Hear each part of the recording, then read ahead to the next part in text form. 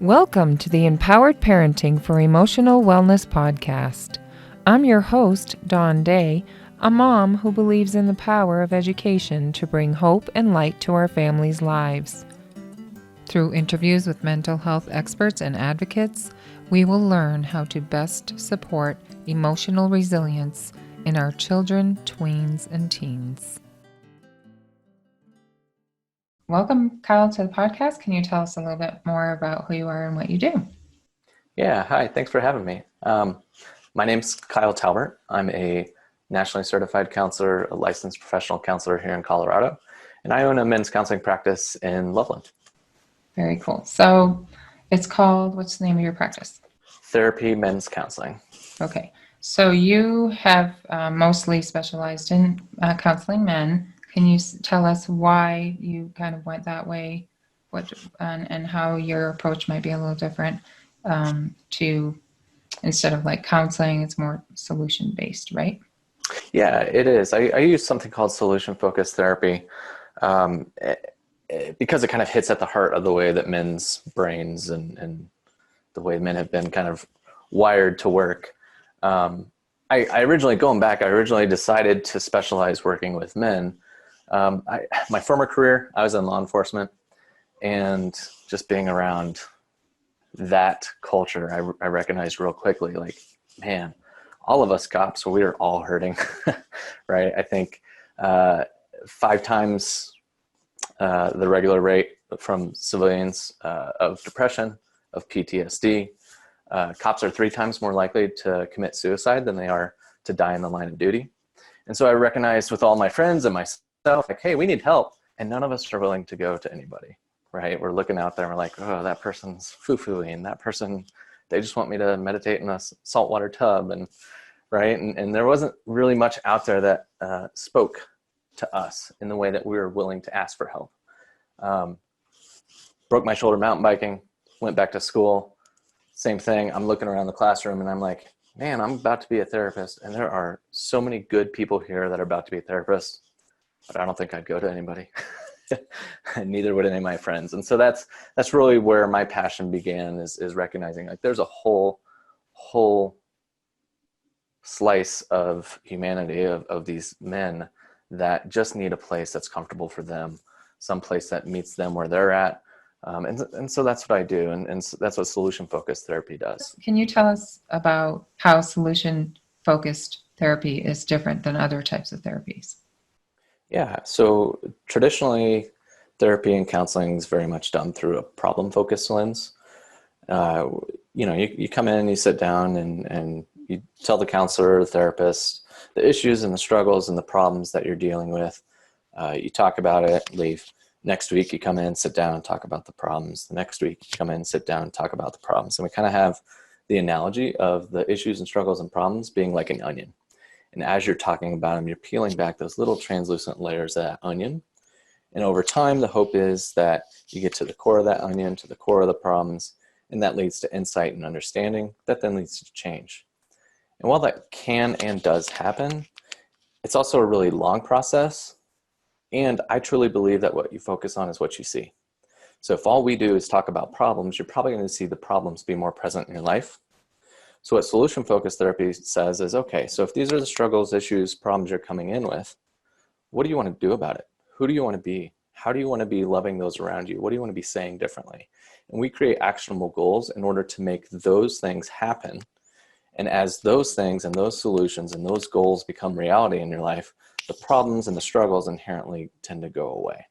Can you tell me the difference between, obviously men and women are very different, but there is a debate out there whether or not it's societal influences that, does a man need to feel like he has to be tough, he can't express emotions, or is it really the way our brains are wired differently as men and women? What is the difference between men and women, and what creates that difference?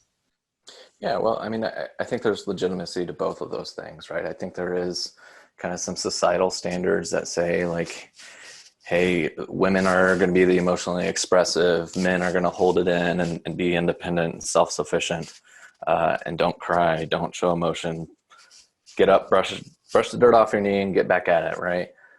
So I definitely think there's some societal influence there, but there is also some biological differences between men's brains and women's brains. We know through MRI scanning that the way that men and women experience emotions, the way that the intensity that we feel it, there's actually no difference. There's no difference in the appraisal of emotions. But processing emotions, there is a significant difference. So when we look at women's brains, they have a larger limbic system. That's your behavioral, your emotional response system of the brain. So it's physically larger. The MRIs show that women are more emotionally stimulated. Emotional stimulation also leads to better memory. The more emotional something is, the more you remember it. And also, the MRIs show that women's brains, there's more activation in the motor cortexes of the brain. And so that's where you get the emotionally expressive, right? So, does that mean that men are just okay? So men are feeling the same emotions, but they're just not processing them in the same way as a woman would. Like, so is that where the difference lies? Correct. So they're not processing the emotions in the same way. And so uh, women's with the larger limbic system, they're more emotionally stimulated than men. But what men have as a strength for them is that there's actually a stronger connection between their prefrontal cortex and the amygdala. The amygdala being the fight, flight, or freeze threat detector. Your prefrontal cortex being responsible for perception, reasoning, emotional regulation. And so that's where men tend to process their emotions in this measured and analytical way. So is that then saying that if there is, let's say, fear, let's take the emotion of fear. Okay, so let's say think of how a man would approach fear and a woman would approach fear. How would it be different? Just in general. Obviously, these are generalizations, right? Yeah, We're super not. general. Yeah. Okay. We're just kind of, but it's true that our brains are different in general. So, okay, so what would be the difference then in how a man versus a woman would approach fear? Would the man like make a plan or and the woman would be more emotional in her response because the man is trying to logically solve the problem? Probably. Is that what's different? Theoretically, yes. Anecdotally, yes. But we also have to recognize that the experiences that we have throughout life completely mold and change the way the structures of our brains are working and the thought patterns that we have. So if, for example, if anybody's experienced trauma, that's going to significantly change the way that they're processing emotions. So on a general level, without something like trauma or any experience that shapes the brain largely, yeah, for the most part, men are going to be more measured in the way that they think through it. They're going to try and apply reason and logic to the situation. They're going to internalize it and try and process through it themselves. As opposed to women, yeah, they're going to have that more within their limbic system, that emotional response, to where they're lingering on it, right? That memory is being created. They're lingering on it. They're opening up about it. It just changes the way that we process those things. So then would you say that the solution focused approach that you use is that why you decided to employ that approach with men because men do think logically and this approach really is a better fit for them therapy wise? Yeah, for sure. So since the solution focused approach is future oriented, how it's accomplished is essentially me asking tons and tons of questions. And so by asking all these questions, it's engaging men's brains to think differently. It's engaging men's brains to think about what's meaningful and valuable. And so it does kind of speak to the men's strengths of using logic and reasoning, emotional regulation on how to address the issues that are in their life. So what would you say are the main issues that men come to you for? What are men struggling with emotionally usually? Yeah, so I mean, it's across the board, but there are some definite themes. Generally speaking, I see a lot of depression, a lot of depression, a lot of men coming in for anger, irritability issues, which is usually just a mask and cover for depression. But we're dealing with a lot of that. Um, I'm seeing a lot of men that are either about to be or in the process of being divorced, and how do I navigate that, and how do I navigate that with my children. And then I see a good amount of men that don't necessarily have a ton of problems per se, but they know they can do better, whether it's work-life balance or spending more intentional time with their family. A lot of men just want to be better and really develop goals around what that looks like for them. Very cool. So you do a step-by-step kind of process on actions they can take to be proactive and kind of turning things around so that they can start feeling better. Do you Right. say? Very cool. Right. So they can feel better, do better, be better men. Very cool. So I would like to know. So I have three daughters myself, and so I've never raised a son. So what would you say to a parent of a boy or a young teen, male, that what are some pieces of advice maybe that you would like to give people for raising an emotionally healthy male? Yeah. Well, so it's kind of complex. There's a lot to go into, but I kind of have about 5 things that I generally help work with men on. And the first one is to really just communicate and be proactive about that communication and approach that communication with acceptance and understanding, not trying to invalidate the experience of your child, right? So one of the things we know about relationship, particularly marriages, the most healthy way to get connection between a spouse and a partner is communication. And so this teaches your young sons early that communication is okay, that it's safe, this is the place for accountability. This is the place for honesty. This is the place for encouragement. And this is the place that you can come and figure stuff out and not be alone in doing it. And so just being proactive and tuning in with your children, knowing that this is a huge piece of their life moving forward, is that they've got to be able to communicate with others. So, how can you encourage communication? Just by being open yourself and asking them questions, or being open to how they really feel and not negating their feelings? Is that what you're kind of saying? Exactly.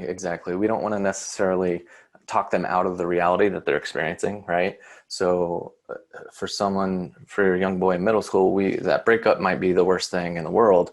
We as parents, we've been there, we know, like, okay, life's going to move on. But for them, they don't know that, right? So we have to meet them where they're at in their reality.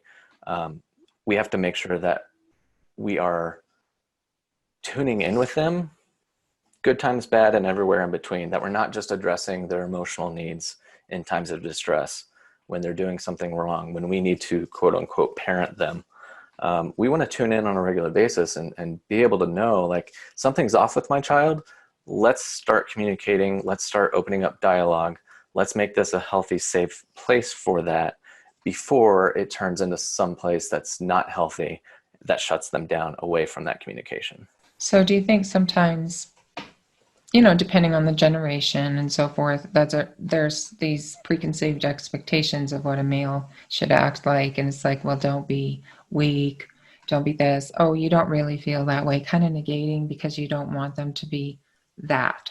So, do you think that goes on sometimes, and that kind of doesn't help boys, to thrive? Yeah, absolutely. I think that happens all the time. I mean, we look at youth sports, right? And it's the dust off your pants, get up and do it again. Get over it, get on, move on, adapt and overcome, right?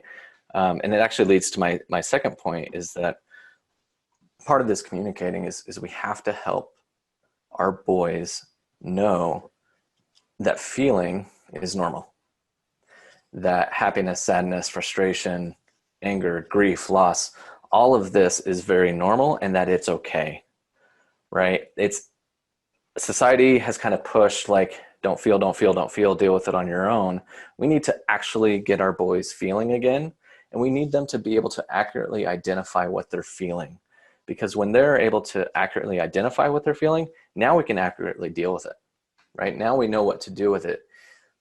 Anger is a really good example of an inaccuracy, oftentimes, where, and I was talking about depression earlier, oftentimes we may have loneliness, right? We may have isolation, withdrawal that's happening, but that is presented through anger, because anger is a really efficient emotion. Mhm. but anger is not the problem. If we think anger is the problem and we're addressing the anger, we're missing what the actual cause is. That's what I've always heard. I've heard that anger is a secondary emotion. If you're angry, there's something else that caused it. You're angry because you're embarrassed. You're angry because you're frustrated or this or that. There's another emotion that came before the anger came. Right. So it's trying to get them to realize how they're really feeling. It's not just, okay, you're angry. And the other thing that I think too, that I see a lot is the just kind of like not really accepting, or like anger is, bad just Right. across the board. You cannot be angry. It's a bad thing, like it's okay sometimes to be that. And, I think that like, I just remember when my daughter was little, she had tantrums, unbelievable. And she was only 2 years old, and at the time it was like, put them in a room and I just found that so disconnecting and I just stopped Right. doing it because I'm like, why would I be punishing her for having an emotion? Mm-hmm. It just made me so sad and it didn't feel right at all. And so instead I was trying to approach her with, okay, what do you need from me right now? How are you feeling and how can I help you? Instead of, no, that's a bad emotion and you're going to be punished for it. Right. Drives me Right. Like crazy. telling someone how to feel is never effective. Right. And so helping normalize that, hey, you are going to feel things and that's part of being human. We want to feel these things because feeling anger, feeling sadness, feeling loneliness, feeling happiness, all this does is give us better information on what's happening in our life to add to our decision-making process, to add to how we are interacting with others and interacting with the world. So we want to acknowledge and just accept like, hey, I'm feeling this way, because it gives us good information on what we need to do. Right. So so it starts with acknowledging the emotion. That's what Hmm. you're saying. Acknowledge the emotion to begin with, identify it, and then that allows you to deal with it. So, Right. okay. So what would your third tip be on raising an emotionally healthy boy? Yeah, well, I think one of the primary things that I see in men, and I think this is taught from a super early age with boys, um, and I think some of this is inherent, is that men and boys see the world very black and white. Black and white thinking is actually an unhelpful thinking style because it oversimplifies some of the complexity of what's going on. Um, it's much easier if everything is right or wrong or good or bad or pass fail. I know what to do with those things, right? And so when it comes to emotions, which are super complex and super gray area, um, we often teach our kids that it's right or wrong, or it's bad or good, right? And the problem with that black and white thinking at the ends of the spectrum is that now we're not accurately identify what's going on, right?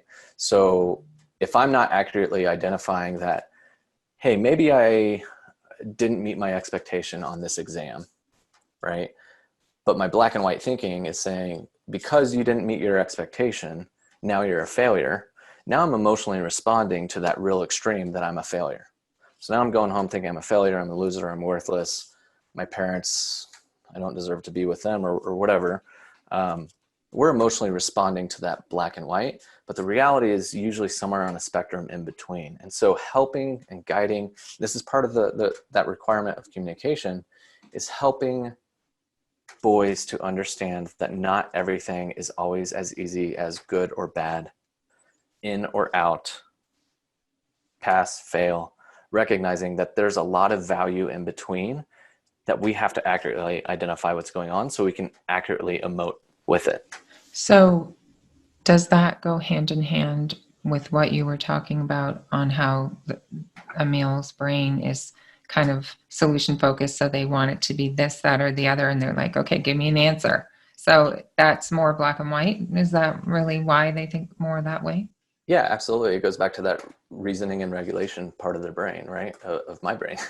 um, if it's easier for me to reason. It's easy for me to justify something uh, if it's super black and white. If it's, okay, I'm either all in or I'm all out, I can justify that. Trying to work through something where I don't know the specific outcome. Like I know the outcome if I quit this baseball team. I know the outcome if I stay with it. But if I'm working through that process of the gray area a little bit, I don't know what that outcome is. That's going to give me some anxiety. It's going to give me some fear. right? And so recognizing that part of the black and white thinking allows for that simple decision making, but that simple decision making isn't always the best decision for us. Right. So there has to be some tolerance for uncertainty, would you say? Absolutely. Absolutely. Perfect. Cool. So what's the fourth piece of advice on raising emotionally healthy boys? What would you say? Yeah, well, so I think one of the things that comes to mind that I try and promote strongly is the concept of uh, empathy, compassion, and understanding, uh, particularly as it relates to the way that we interact with others.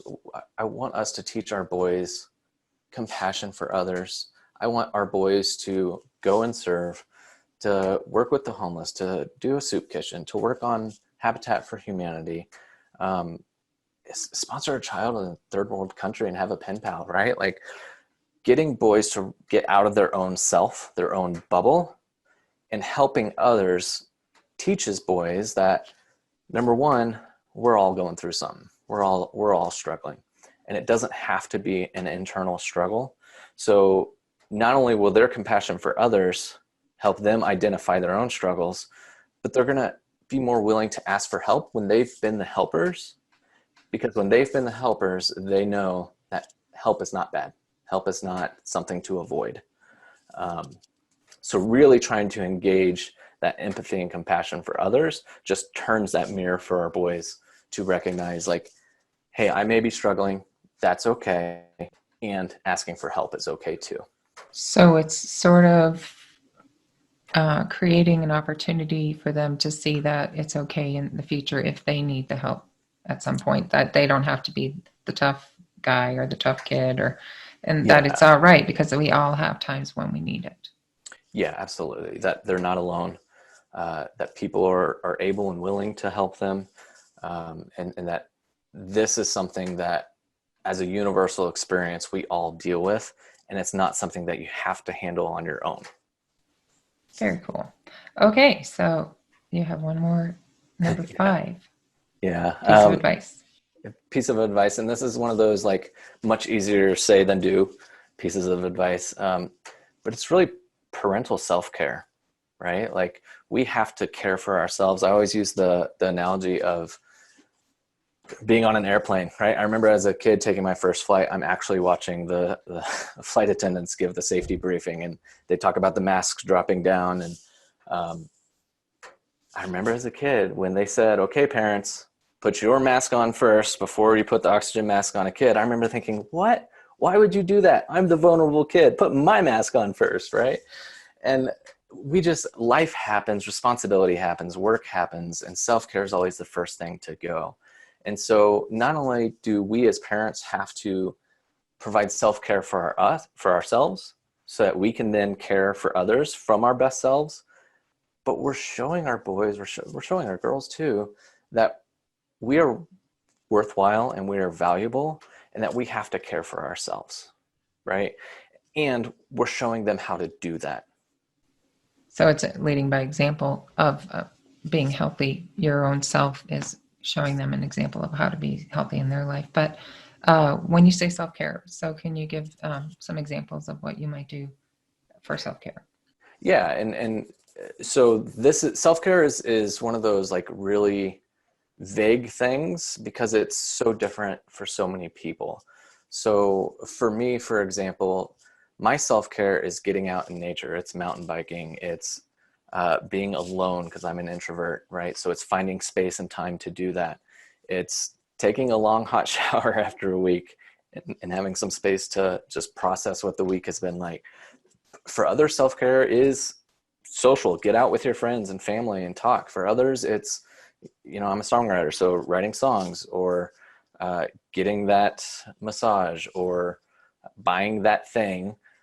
Self-care takes many, many, many different forms. But at the core of it, this is something we've always heard that we kind of slough aside because it's so cliched, but we have diet, exercise, and sleep. Those are the core things. I kind of use that bar stool analogy. Those are the three legs of the bar stool that our mental health sit on. And we knock any one of those legs out and that stool falls. And so diet, exercise, and sleep are the fundamental self-care things that we have to do and do well in order for us to be our best selves for others. Very true. And what about, that's like the daily kind of maintenance and anti-stress support and all of that. But there's a lot of times that parents themselves have really deep issues that they're facing. They might be depressed themselves, or, so sometimes self-care goes beyond, even the regular daily care Absolutely. to some deeper work that needs to get done. Because I feel like, when your kids struggle emotionally, especially, I have been through this with all three of my children, and it's so encompassing, and so it takes so much of your energy that Yeah. there is nothing left, and sometimes there's not even any time, it feels Yeah. like. And I feel like we ourselves go by the wayside in taking care of our own energy, emotional needs, and then our ship can go down. Right. And it's Right. not a good thing, because then if you're the depressed parent taking care of the depressed children, not a good situation. Yeah. Well, and there's not a lot that affects our kids more than how we are feeling, right? Like we all have those moments as a kid when we were children. Oh, mom's in that mood. I'm not going downstairs. Dad's doing that again. I'm just gonna shut up and bite my tongue, right? Um, how we are feeling completely affects the entire system, every single child in that system. And so that's one of the reasons that self-care is so important, and that we do that work that you're mentioning, whether that's going to counseling or anything else, doing that work so that the way that we are feeling is healthy and positive, to allow that healthy and positive space for our kids to thrive in. Very, very true. And I feel like finding support is a very important piece too, because just find someone who's not going to judge your journey, and will listen, and not offer unhelpful advice, or, make criticizing statements that are just Right. hurtful and really not helpful at all. Right. I think that's really helpful a lot too. So there's kind of a lot. There's the emotional, spiritual, physical, all of that to take care of with ourselves. And then if we can get ourselves shored up, then we're much better as a parent by far. Right. Right. So yeah. So can you recap your five points? Yeah. So first thing is we have to tune in, right? We have to tune in and communicate with our children. We have to teach our boys how to identify, how to accept the very legit and valid feelings that are coming on, so that we can then know what to do with them. Uh, Third, we want to make sure that we're teaching them how to view the world through a spectrum and not necessarily black and white. Um, Encourage compassion, understanding, and empathy for others. Get out and serve so that they learn that they're not alone, that they can ask for help. And then lastly, I think the fifth one was that idea of caring for yourself, being the example of how to care for yourself, so that your son, your daughter can grow up knowing that I am worthwhile, I'm valuable, and that self-care is a requirement for me moving forward. Right. A lot of parents, I think, feel by being selfless, we're doing everything possible for them, but we're really kind of missing a key element in there, because we're not showing the example of Right. how to take care of yourself. So if we don't do it, they're not really learning it either. So can you leave us with one last thought about what you would say to parents as a word of encouragement, maybe in raising their healthy sons? Because I believe healthy sons will create healthy families later. There's a lot of emotionally unwell men that I've known that sadly, there's the family just falls apart when there's a lot of emotional discord. And a lot of it sometimes has to do with one or the other side of the Yeah. family having emotional issues that are just not addressed. And it creates a lot of havoc and a lot of Yeah. anxiety, a lot of problems for the kids. So if you can raise an emotionally healthy son, then you're creating a more stable family to me in the future. Absolutely. Absolutely. I mean, that comes to fruition through research, right? Hurt people hurt people. healthy people have healthy relationships, and so it is a cycle. Um, and so raising a healthy son, raising a healthy daughter, even, uh, the requirement is intention, right? It doesn't happen by osmosis. It doesn't happen by hoping that society is going to raise your kids to be somewhere healthy. It's being purposeful. It's being intentional.